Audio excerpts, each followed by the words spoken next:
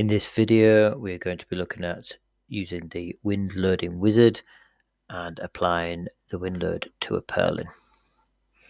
First of all, it's important to make sure you've got a building inputted and that it has been calculated so the wind load information is available for the wizard. Your purlin design should be below the building in the tree so that it's picking up that information.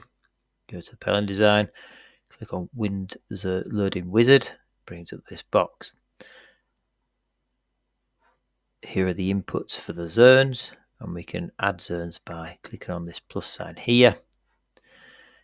The reference is here. This is the span number. We've only got a single span building. If you had a multi-span building, that would give a reference and allow you to put them on the different spans, inner spans on that building.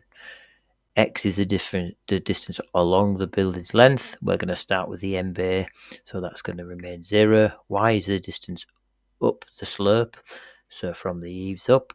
So in this case, we'll start our bay at 0.5 meters away from the eaves. The region width, as it says, is the zone we're actually going to be looking for. We'll call ours 6.5 meters. The region length can be multiples of the purlin length, but it must be multiples of that. We're going to leave it. We're going to do separate zones for our span, so we're going to leave it at 6 meters with our purlin length at 6 meters.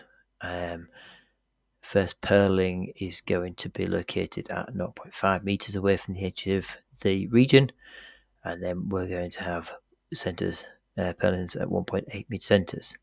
Hit this refresh, calculate and save button here to add the zone.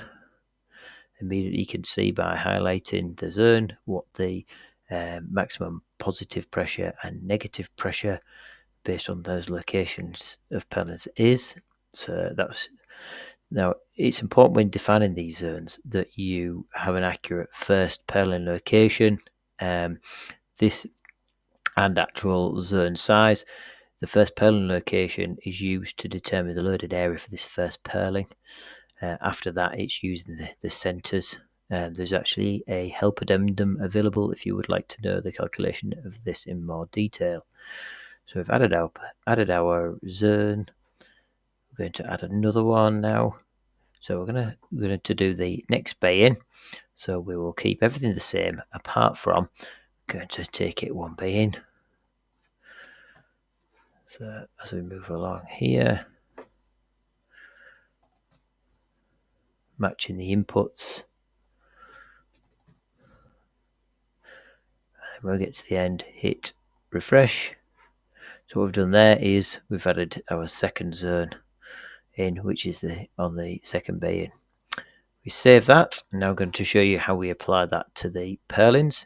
So I've got 2 purlins to apply them to as examples. So the first one is a heavy end bay. All the other information is filled out already. So we've got a 6 meter span. You come down here to roof wind loads, set the drop down, and we're going to go to wind analysis. In here, it will give you options for the end bay and the inner bay. So if we start off with the end bay, we can come up here. This is the wind loading wizard, but it's in a read-only format. The end bay here, we can select just to check is number 1. So we're going to check that, and then we're going to apply selected. We're going to go to edit or apply the wind load to the inner bay.